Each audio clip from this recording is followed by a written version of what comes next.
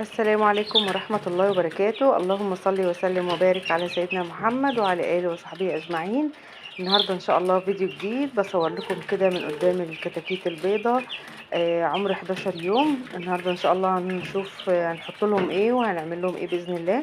زي ما انتم شايفين كده أنا مربيهم على اللي هي البطارية، زي ما انتم شايفين كده ما شاء الله. أنا حاطه لهم طبعا الفتحات اللي هي الصغيرة الأول، يعني محطوط فوق الكبيرة الفتحات اللي هي الصغيرة، وبسيبهم كده يعني ممكن مدة 15 يوم ولا حاجة، وبنبدأ نشيل بقى ايه طبقة السلك دي، وبنخليهم على طبقة السلك اللي هي العادية بقى ايه اللي هي بتاعت الفراخ الكبيرة. فزي ما انتم شايفين كده بسم الله ما شاء الله هم عمر 11 يوم، وبحط لهم كده العلفة اللي هي الناعمة خالص، اللي هي العلفة السمسمية الناعمة. بس النهاردة هقول لكم على حاجة حلوة جدا تحطها لهم في المية كمضادة للسموم، بنحطها للفراخ وهم عمر 11 يوم، وكمان بنحطها لهم برضو وهم حاجة و20 يوم.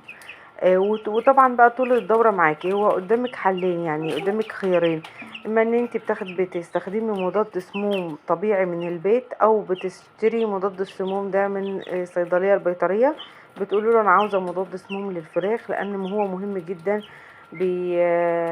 بيحافظ على الفراخ من اي بقى سموم موجودة، ان كانت في المية او في العلفة او في الارضية اللي تحت منهم او في الجو. هو بصراحة يعني حلو جدا جدا للفراخ. طبعا في ناس بتستخدم الحاجات اللي هي بتبقى موجودة في البيت، الحاجات الطبيعية اللي هي زي الخل اللي هو تركيز 5% العادي، اللي هو بتاع المطبخ العادي. بناخد منه معلقة كبيرة على كل لتر مية بنحطها لهم. لو عندنا السقاية كبيرة بتاخد لترين مية، هنحط معلقتين من كبار.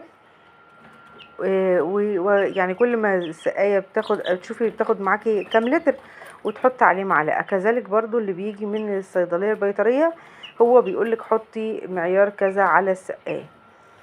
طبعا مهم جدا جدا في عمر 11 يوم، يعني ما تكسلوش عنه، لان هو ما شاء الله ممتاز جدا جدا، سواء كان الخل او مضاد السموم، الاتنين بيدوا نفس النتيجة.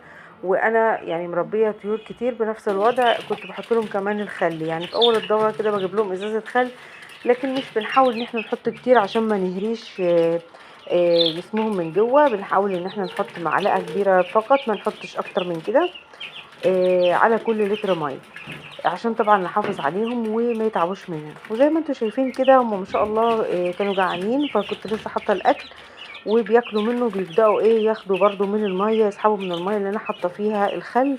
وان شاء الله باذن الله احنا مصورين مع بعض ومكملين الدوره مع بعض، هقول لكم بحط لهم ايه وبنربيهم بالاعشاب الطبيعيه، بحيث ان احنا لما نيجي نذبح منهم كده ونلاقي طعمهم جميل، وتعرفي ان دي تربيه بيتي ممتازه وتربيه بيتي حلوه جدا.